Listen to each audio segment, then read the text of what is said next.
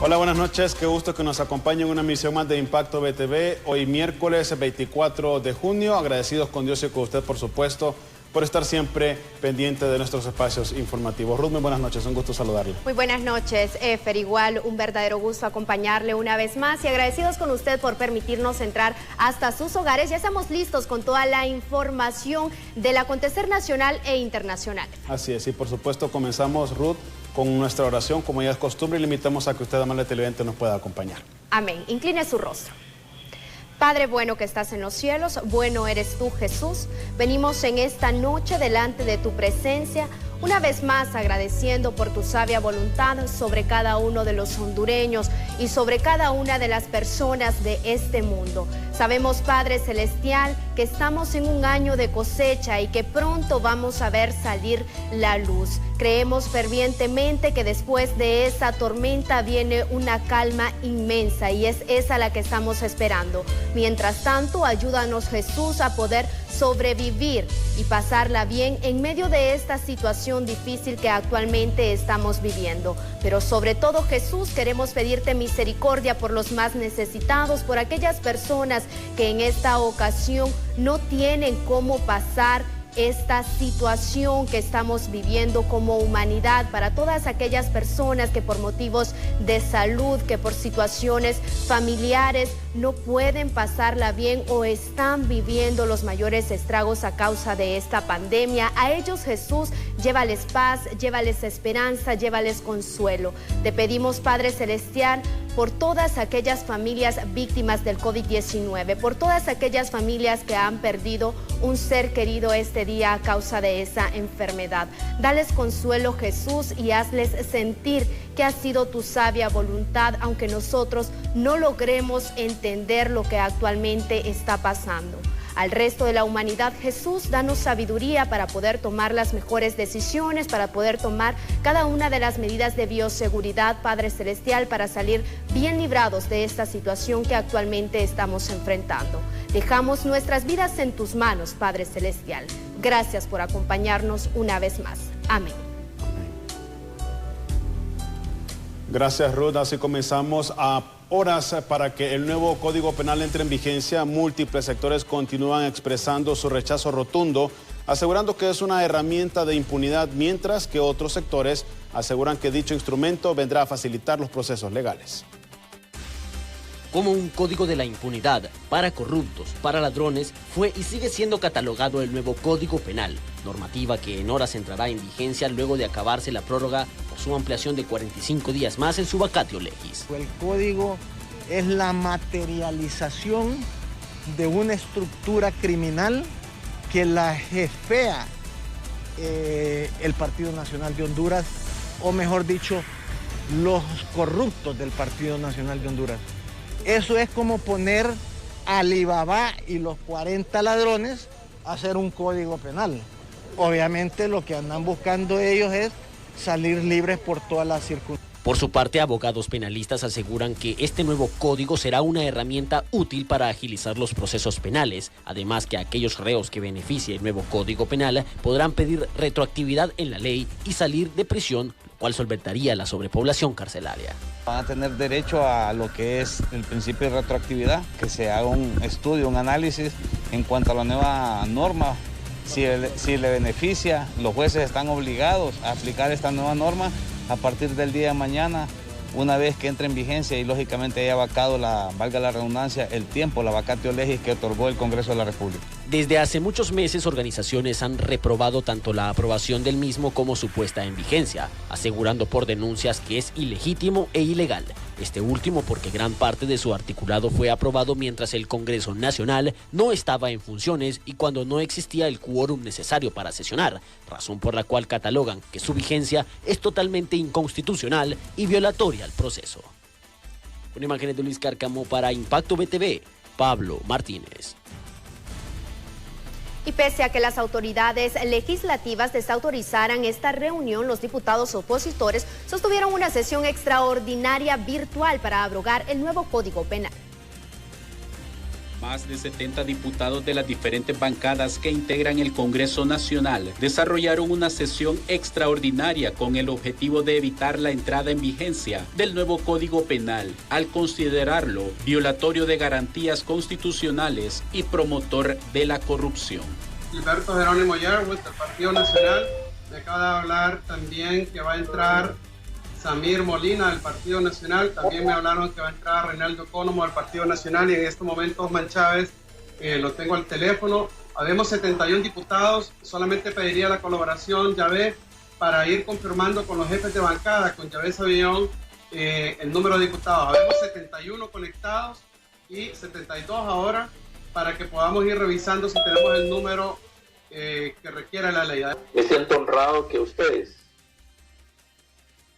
en este primer ensayo de una sesión democrática de lo que es la oposición,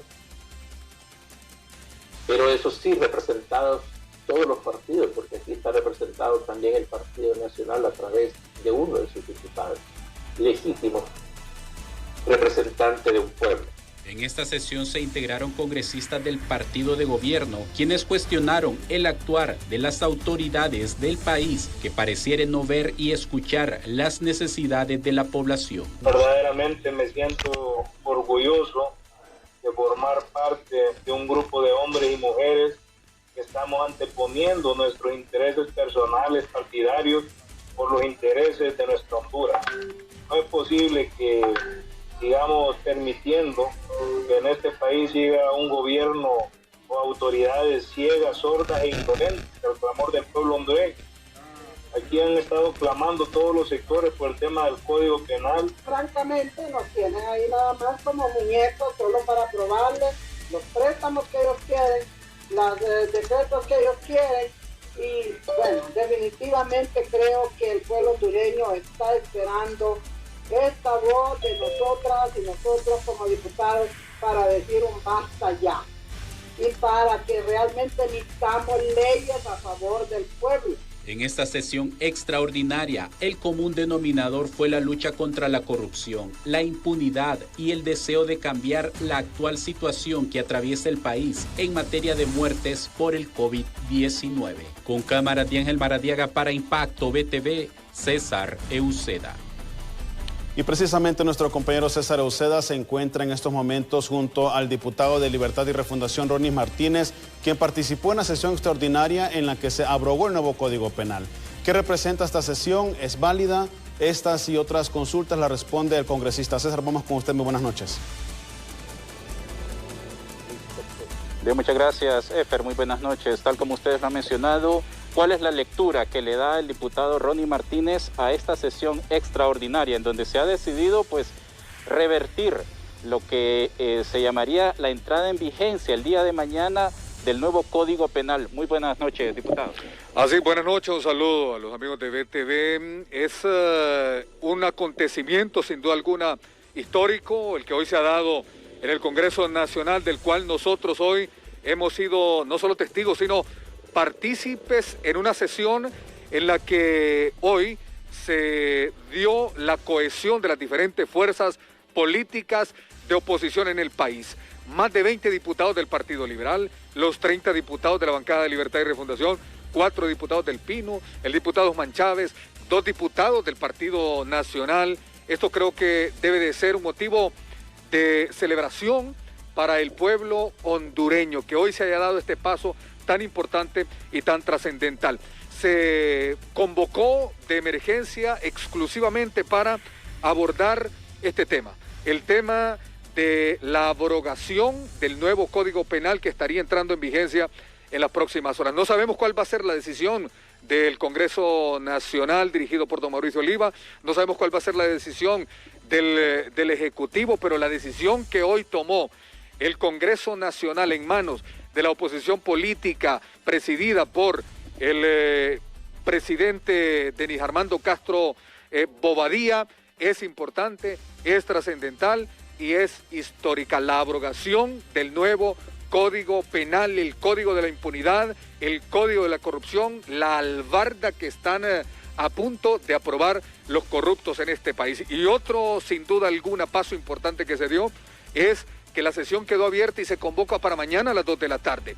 O sea, es sesión permanente y el diputado Carlos Zelaya Rosales, en nombre de la bancada del Partido Libertad y Refundación, pidió que nos convirtiéramos en un congreso paralelo para legislar a favor del pueblo hondureño. Es histórico y es trascendental lo que hoy ha ocurrido en el Congreso Nacional, sin duda alguna. ¿Ustedes están dispuestos a enfrentar todo lo que se viene? Porque incluso el diputado Tomás Zambrano ha mencionado que es ilegal estas acciones que ustedes han emprendido el día de hoy. Bueno, nos han dicho que nos van a acusar de sedición, que nos van a acusar de un montón de delitos, pero quienes deberían de estar presos son ellos, que han legislado y que han actuado en contra de este pobre pueblo que ya no aguanta más, la gente muriendo en los hospitales porque no hay medicamentos, porque no vinieron los hospitales móviles por culpa de estos que están gobernando y que hoy nos amenazan con meternos presos, que metan preso a más del 90% de hondureños que están en contra de estas barbaridades que están cometiendo estos señores, que ellos son los verdaderos usurpadores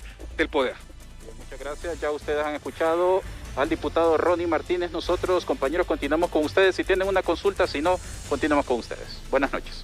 Buenas noches, gracias César y al diputado Ronnie Martínez por esta intervención. Y a propósito de ello, mañana en el diálogo tendremos al abogado penalista Hermes Ramírez, quien también es el director de la Escuela Judicial, abordando los pro y los contra de este nuevo instrumento legislativo que entraría en vigencia el día de mañana. Cambiemos ahora de información, ya que Honduras pagó 50 millones de lempiras, más del precio real, por cada hospital móvil que adquirió a través de un intermediario que supuestamente encontraron por internet. Así lo detalló la Asociación para una Sociedad Más Justa en un informe de auditoría social en las compras de emergencia realizadas por el gobierno, en donde denuncian serias irregularidades.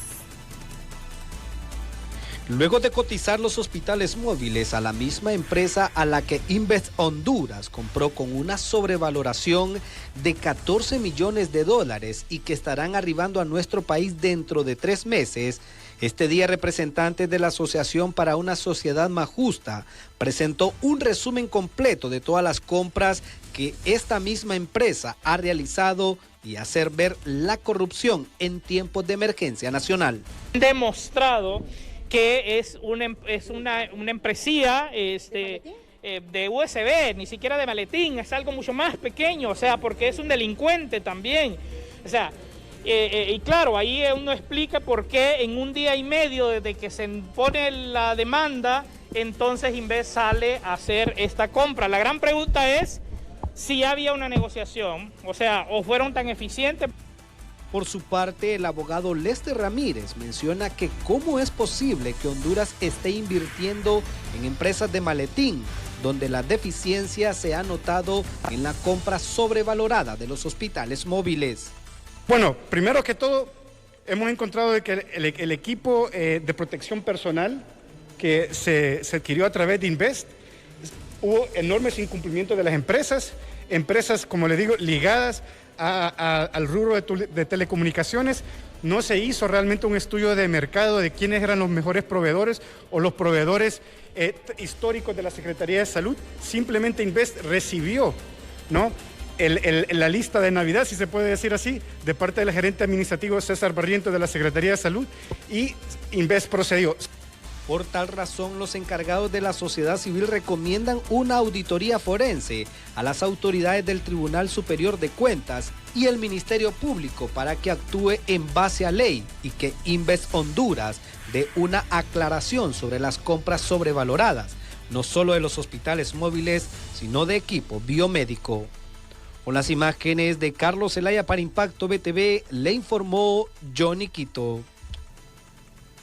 Y sobre este informe presentado para SJ el día de hoy, damos lectura a los principales hallazgos, así como las recomendaciones que hace esta institución de sociedad civil. El informe detalla que existieron 5 procesos de adquisición de compras, sumando un total de $80.484.640.95. para hacer un valor total de 2.002.9 millones de lempiras. Asimismo, este informe da unos resultados preocupantes, indicando que hay indicios de sobrevaloraciones fuertes. Los equipos de ASJ cotizaron los mismos hospitales móviles directamente con la misma empresa manufacturera a la que Inves los compró a un precio de 2 millones de dólares menos. Otras empresas respondieron a las solicitudes de cotización de hospitales muy parecidos por 4 millones menos cada uno, lo que muestra un posible caso de sobrevaloración. Otro punto también indica que se comprobó que no existe ninguna empresa que Inves haya consultado con expertos médicos e ingenieros para determinar si era mejor comprar 7 hospitales móviles que llegarían al país en 3 meses mínimo o la posibilidad de construir a las nuevas y permanentes en los hospitales públicos y equiparlos con lo necesario. Otro punto indica también el incumplimiento del proveedor en las fechas de entrega. La justificación de esta compra era la urgencia en descongestionar los establecimientos de salud a aproximadamente 90 días de la compra. El proceso aún no ha concluido, aunque el proveedor se comprometió a entregar en un plazo de 45 a 55 días a partir de la fecha de emisión de las órdenes de compra. Existe un retraso de aproximadamente 35 días en la entrega de los primeros 2 hospitales y 21 días en la entrega de los 5 hospitales, por lo que la necesidad no se ha podido satisfacer de forma eficiente y oportuna. Un mayor riesgo que también señala este informe es que existe el riesgo de que Inves Honduras haya gastado 47.462 millones de dólares en hospitales móviles y estos lleguen cuando ya no los necesitamos, con precios sobrevalorados y de una calidad deficiente. Otro punto es que mejor se hubiera invertido ese dinero en construir o equipar alas permanentes y nuevas en hospitales existentes, las cuales nos hubieran servido por muchos años más. De igual manera, el mayor riesgo y otro punto que señala este informe es que Inves H no consideró establecer en los contratos con las empresas proveedoras penalidades por entregas tardías, pese a que la entrega de los bienes es indispensable en la respuesta a la crisis sanitaria. En sus conclusiones, este informe también indica que Inves H no ha desempeñado adecuadamente su función en manejar de manera transparente y efectiva la responsabilidad de usar los más de 80 millones de dólares invertidos en responder a la pandemia del COVID-19 y el resultado es que podría tener en riesgo la vida de millones de hondureños. En relación a las recomendaciones, la SJ señala que en la emergencia del COVID-19 aún no es tarde para crear una comisión de expertos nacionales e internacionales dentro y fuera del gobierno para hacer implementar y ajustar de ser posible semanalmente una estrategia nacional para la pandemia del COVID-19, de la cual se deriven acciones efectivas y oportunas en temas como la respuesta del sistema sanitario, reactivación económica, sistema educativo, entre otros. Las autoridades de Inves Honduras, la SJ, se suma a la petición del Consejo Directivo de Inves Honduras de demandar la realización de una auditoría forense a las autoridades de la institución. Los órganos contralores del Estado, como el Tribunal Superior de Cuentas y el Ministerio Público, deberán realizar de manera efectiva su trabajo y actuar oportunamente en base a la ley al tiempo de evaluar el proceso de la auditoría forense que se aplique a Inves Honduras y las evidencias que arrojen las mismas. Continuamos con las recomendaciones. Las autoridades de la CESAL y SINAGER exigimos una actuación más planificada, transparente, efectiva y el liderazgo de las autoridades de la CESAL y SINAGER que responda a las necesidades del pueblo hondureño ante la crisis sanitaria. El Congreso Nacional debe nombrar una comisión para investigar si ha dado uso efectivo a los recursos aprobados para atender la pandemia. El sistema de compras nacional, el Estado urge de un sistema de compras que permita la identificación de compradores certificados para cada rubro. Y nos mantenemos sobre este tema porque ante tantas irregularidades, diferentes sectores de la sociedad han pedido la destitución inmediata del director de Inves Honduras, Marco Bográn, mientras que el Ministerio Público abrió una investigación en contra del funcionario y el Tribunal Superior de Cuentas realiza una auditoría especial a la institución. El nombre de Marco Bográn en las últimas horas ha sido bombardeado por señalamientos tras ventilarse información de la compra de los hospitales móviles, misma que tuvo irregularidades y ha provocado escándalos y demandas incluso a nivel internacional, por lo que están pidiendo la cabeza del inculpado. Nosotros ya no estamos pidiendo una renuncia, estamos pidiendo una destitución inmediata para que el público hondureño pueda quedar satisfecho respecto a la forma en que se están haciendo uso del dinero público, donde en Honduras tenemos 0.7 camas por cada 10.000 habitantes, camas de hospital me refiero, así que no es justo que tengamos menos de una cama por cada 10.000 personas en un país donde se están invirtiendo 100 millones de dólares. En tal sentido, la bancada del Partido Liberal acordó no estar de ahora en adelante en las sesiones virtuales del Congreso Nacional, hasta que no sea destituido el hasta ahora director de Invest Honduras, además de exigir justicia ante los actos que cometió. En la cual manifestamos que no vamos a asistir a ninguna sesión virtual del Congreso Nacional mientras que no se haga la inmediata destitución del señor Marco Bográn debido al atrocinio que él está cometiendo en la institución del Invest Honduras, que no queremos un Mario Zelaya 2.0 con el señor Marco Bográn, es decir, de que no pase en donde se señala una persona, se va a crucificar esta persona y no se va a encontrar los verdaderos autores materiales, porque aquí está involucrado hasta el servicio consular, y no lo digo yo, lo dice la empresa de Turquía, fabricante de los hospitales, que dijo que fue la embajada de Alemania que se contactó con ellos. Según datos de organizaciones, cada hospital se sobrevaloró en alrededor de 2 millones de dólares y según la compra fueron 7 hospitales a un monto ascendente a los 47 millones de dólares, unos 1.100 millones de lempiras. Luego de más de 3 meses de pandemia, estos hospitales se siguen esperando por la ciudadanía hondureña. Sin embargo, hasta la fecha, su entrega se sigue aplazando. Con imágenes de Luis Cárcamo para Impacto BTV, Pablo Martínez. En las últimas horas, el Foro Nacional de Convergencia emitió un comunicado para dar a conocer su posición en torno a la gestión de inversión estratégica de Honduras en el marco del estado de emergencia por la pandemia del coronavirus, en donde aseveraron que como miembro del Consejo Directivo de Invest Honduras no ha autorizado ninguna transacción de adquisición de bienes y servicios y contratación de obras públicas y han pedido la suspensión de su cargo al director ejecutivo de esa institución mientras no concluyen las investigaciones y auditorías que en estos momentos se llevan a cabo y se brinden los resultados de las mismas. Igualmente, el FONAC cree conveniente que el director ejecutivo de Invest Honduras esté separado de su cargo hasta que concluya la auditoría financiera y de cumplimiento para la revisión de los estados financieros del proyecto y la verificación de los procesos de adquisiciones en los gastos efectuados por Invest Honduras en atención a la emergencia de la pandemia COVID-19, cita uno de sus incisos el comunicado. Y a criterio del presidente de la Cámara de Comercio e Industrias de Cortés, Pedro Barquero, las actuaciones de inversión estratégica de Honduras durante las compras de emergencia no fueron propias de la institución, sino un acuerdo con diferentes niveles del poder. La Cámara de Comercio e Industrias de Cortés realizó una cotización de hospitales móviles a menor precio que los adquiridos por Invest, lo cual exigen una investigación a fondo. Estos hospitales móviles de Turquía, si uno los compra, le cuesta en promedio en El Salvador costaron $37,000 cada cama en promedio. Hicieron 2,000 en el hospital, en promedio costaron $37,000. Las cotizaciones de Turquía, que nos mandó este broker de Miami, cada cama en promedio cuesta $42,500. En Honduras se pagaron $48 millones por 477 camas. Eso quiere decir que costó alrededor de $100,000 cada cama. Obviamente hay una diferencia abismal en el costo por cama. Barquero menciona que la investigación tiene que llevarse a cabo por entes independientes como el CNA, que no tienen relación con el Estado de Honduras y el caso sea llevado a juicio. Entonces necesitamos que instituciones independientes como el CNA sean las encargadas de llevar a cabo estas investigaciones para que podamos realmente llegar al fondo del asunto.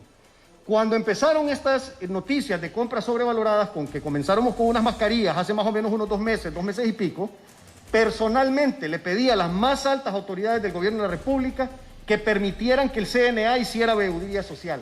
Y me dijeron que no estaban de acuerdo que el CNA hiciera veeduría. Nosotros volvemos a insistir nuevamente, y esta vez lo hacemos en público, que el CNA lo reciban en las instituciones gubernamentales y que le permitan hacer las investigaciones para poder deducir las responsabilidades y definir todas las personas involucradas en estas compras sobrevaloradas. Barquero detalló que 680 millones de lempiras pueden quedar en impunidad si el día de mañana entra en vigencia el nuevo Código Penal. Para Impacto BTV, Iris Portillo. De profesión abogado y ligado a los círculos políticos a través de su madrina y tía, la ex designada presidencial María Antonieta Bográn. Hasta hace unos meses, Marco Bográn era casi un desconocido para los hondureños por su bajo perfil público. Sin embargo, el joven director de Invesac actualmente se encuentra en el ojo del huracán. Inversión Estratégica de Honduras es una institución descentralizada cuya función es la gestión, planeación, administración e implementación de proyectos y programas estratégicos para el desarrollo del país. Fue fundada como una unidad implementadora del programa de la Cuenta del Milenio Honduras, que maneja fondos internacionales y nacionales. Está formada por un consejo directivo y la unidad administradora, que a su vez cuenta con un comité ejecutivo. El actual director es el abogado Marco Antonio Bográn Corrales, quien es acusado por 3 delitos: fraude, abuso de autoridad y malversación de caudales públicos. Pese a que, según reglamento, el director y cada uno de los funcionarios que forman parte de la institución deben ser nombrados mediante concurso público y abierto. El abogado carece de un perfil profesional que le acredite para ocupar dicho cargo, al cual fue nombrado mediante Acuerdo Ejecutivo número 004-2011, de fecha 27 de enero del 2011.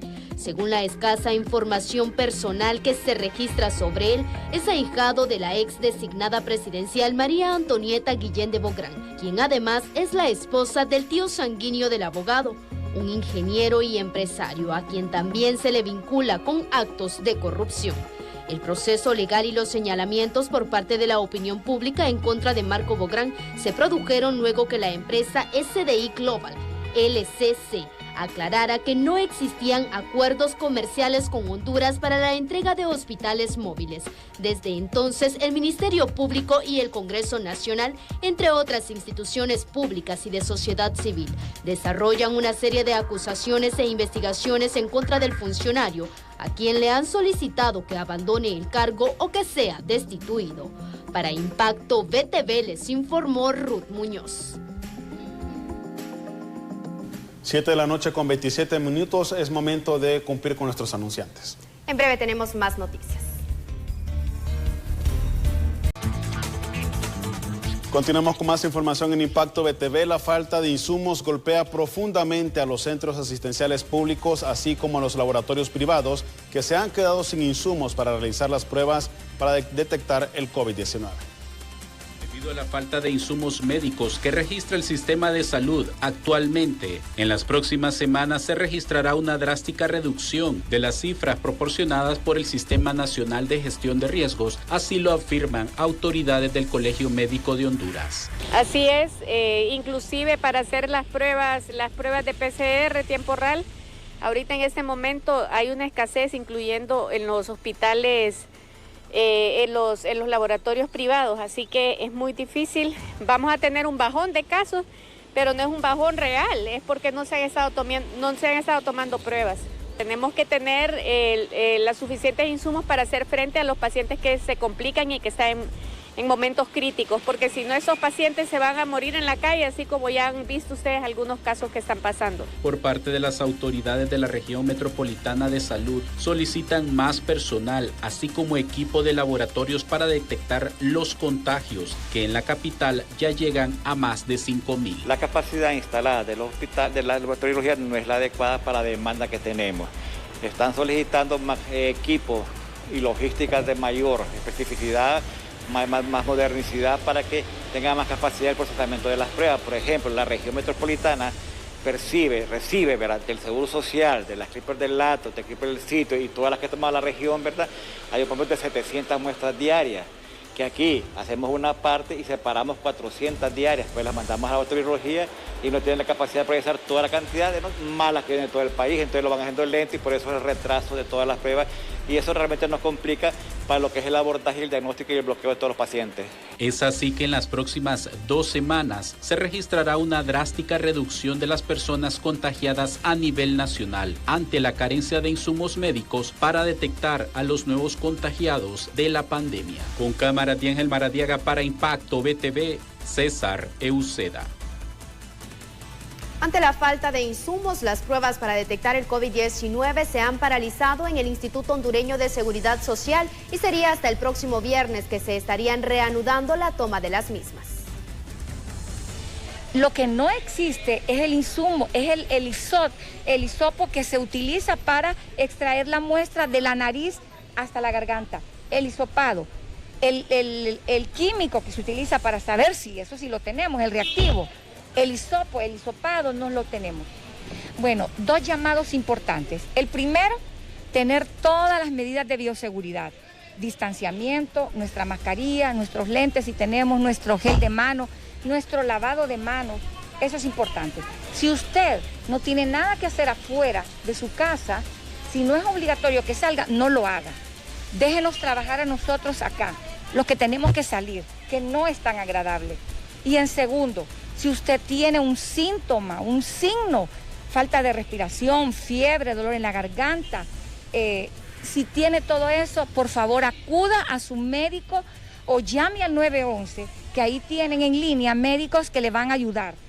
Es necesario, la gente está viniendo en estadios bastante tardíos y eso es mucho más complicado, porque se abarrotan todas las salas, hay que ingresarlos, no hay cupo.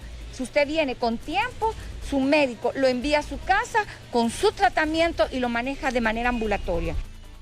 Este día fue inaugurado el laboratorio de virología en la región sanitaria de Cortés, específicamente en San Pedro Sula, aumentando la capacidad de respuesta a 1.200 pruebas diarias de COVID-19 que se realizan en el sector del país. Para fortalecer el sistema sanitario del país, este día la ministra de Salud, Alba Consuelo Flores, autoridades regionales, representantes de USAID, entre otros entes, inauguraron las nuevas instalaciones del Laboratorio de Biología Molecular de la región de salud de Cortés. Pero reitero, este laboratorio ya queda de manera permanente en nuestra región departamental de Cortés. Ya nuestra intención es inclusive procesar a medida pasen los días más pruebas. El personal fue muy bien capacitado en la semana anterior y lo que esperamos es, como hasta el momento, estar dando cada día más número de pruebas procesadas para servir no solo al departamento de Cortés, sino a toda la zona noroccidental. La inversión del proyecto es de 2.2 millones de lempiras y consta de 3 módulos cuya intervención incluye: módulo 1, procesamiento de muestras; módulo 2, mixter de la prueba COVID-19; módulo 3, resultado de la prueba COVID-19 con el uso de equipo de biología molecular. En cámaras de Rigoberto Escobar, para Impacto BTV, Iris Portillo. Y ante el anuncio de las autoridades de la Secretaría de Finanzas sobre utilizar los fondos públicos para pagar a sus empleados, economistas aseguran que se estaría llegando a buenas finanzas al final del año.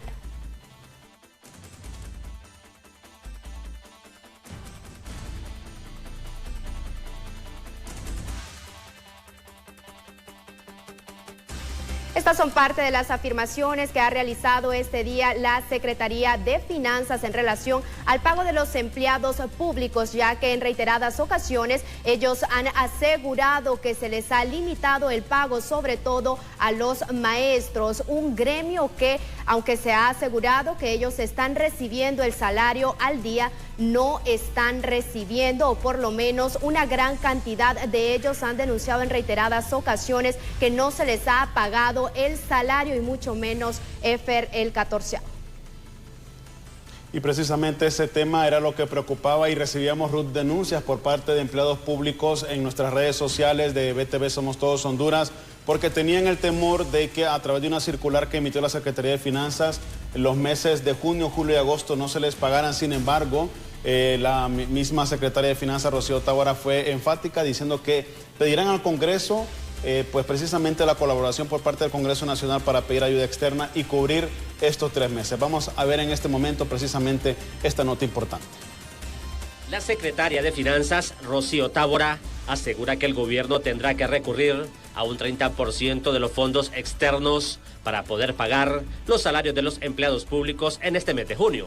Ya en junio, por ejemplo, necesitamos apoyos externos alrededor del 30% para que son como 1.050 millones de lempiras que ocupamos para cubrir el 30% de las planillas del mes de junio, de los salarios. Entonces, calmar primero, estas cosas las tenemos programadas. El economista Claudio Salgado asegura que los impuestos de los carburantes y el de ventas son los que más han caído en los últimos 3 meses y este déficit en los tributos está impactando negativamente en el presupuesto de la República.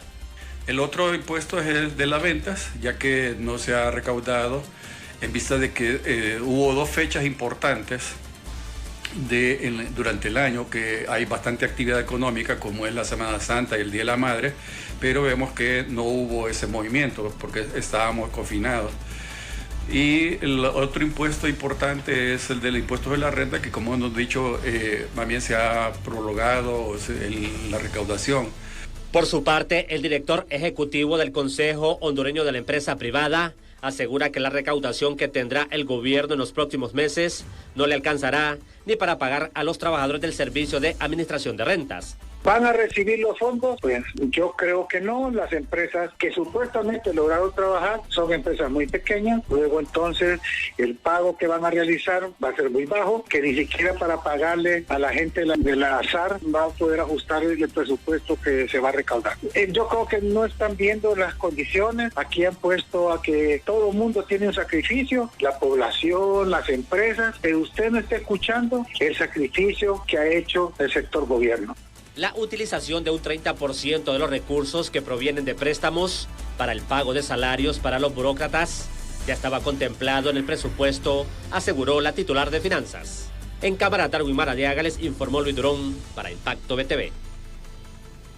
El gerente del consorcio Energía Honduras asegura que la mora del sector residencial y del comercio se ha incrementado en 1.700 millones de lempiras solo en el mes de abril, situación que está afectando las finanzas de la Empresa Nacional de Energía Eléctrica. La suspensión de más de 300.000 trabajadores debido a la pandemia del COVID-19 ya está impactando negativamente en la recaudación del pago de la energía eléctrica, porque según informe de la empresa Energía Honduras, más de 800.000 abonados del sector residencial no han pagado su consumo.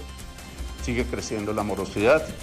Tenemos casi 807.000 usuarios en condición de mora.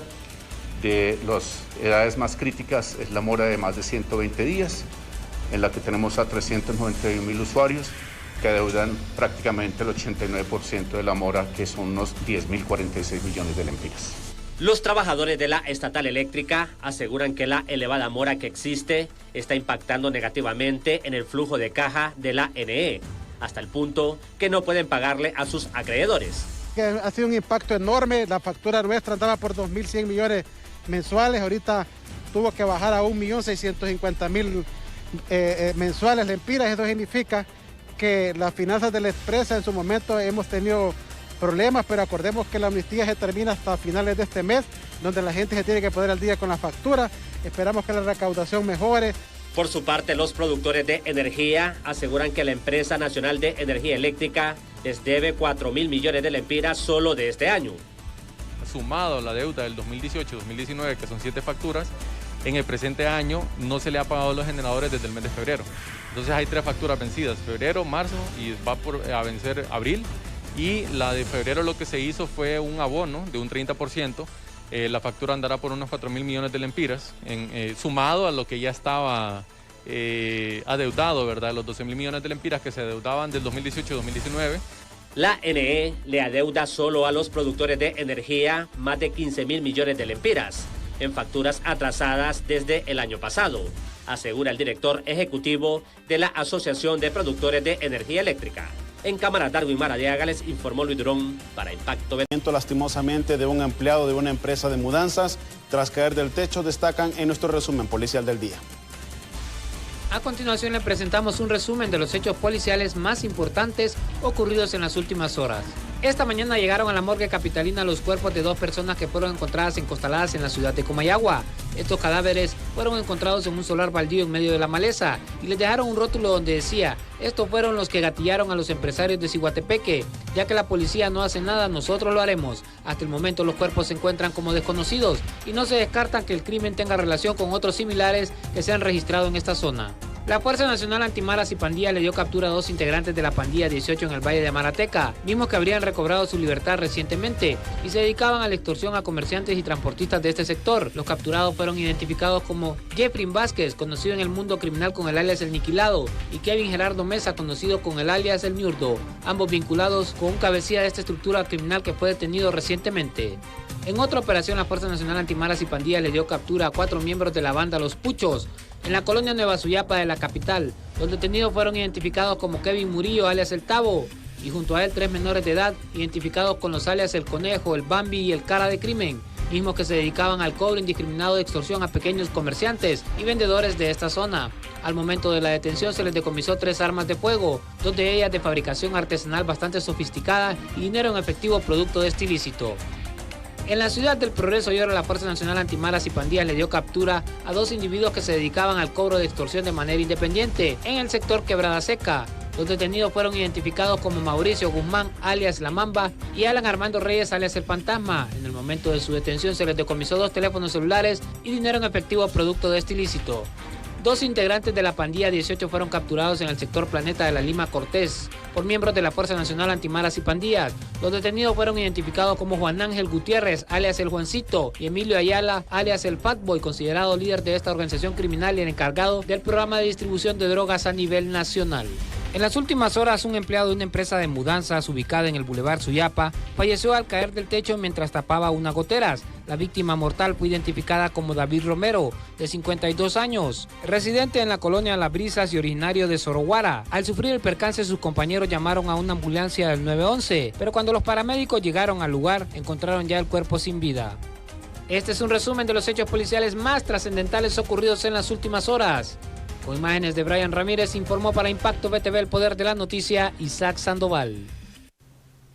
El incendio que se registró el pasado 17 de junio en el mercado Guamilito fue provocado. Concluyó su informe el Cuerpo de Bomberos de San Pedro Sula, 8 días después de ocurrido el incendio que destruyó el 70% del mercado. Las autoridades bomberiles finalizaron su dictamen tras varias inspecciones para determinar las causas. La municipalidad de San Pedro Sula, tras recibir el informe final, emitió un comunicado en el que constata que el incendio no fue accidental. El informe determinó que el área afectada en el mercado Guamilito es de aproximadamente 1.600 metros cuadrados, con pérdidas materiales totales, específicamente en el área de artesanías. También establece que el sistema eléctrico no presentó signos de recalentamiento o cortocircuitos. En la colonia Izaguirre de la capital y dentro de su vehículo fue asesinado un joven identificado como Edwin Eduardo Osorto, y en medio del dolor su padre, por supuesto, clamó que este nuevo crimen no quede en la impunidad. Lo único que puedo decir es que me han quitado a mi hijo. No sabemos el motivo por qué, pero la realidad de él es que ya está en ese baúl de ese carro. Yo solo le pido a mi Dios que todos aquellos que ensañaron con la vida de él, pues sabrá por qué lo hicieron. No entiendo, porque nosotros los padres somos los últimos en darnos cuenta de lo que nuestros hijos hacen en la calle. Pero todo se lo dejo a Dios, hermano. Una impotencia que como padres de familia no tenemos ni dónde y cómo hacer. Ya aquí la mayor parte de los jóvenes lo que les toca es emigrar para poder salvar sus vidas. O la pierden acá o la pierden en el camino, pero la realidad de las cosas es que con el gobierno que tenemos no podemos llegar a hacer nada. Sí, deja un niño de 9 años y la esposa.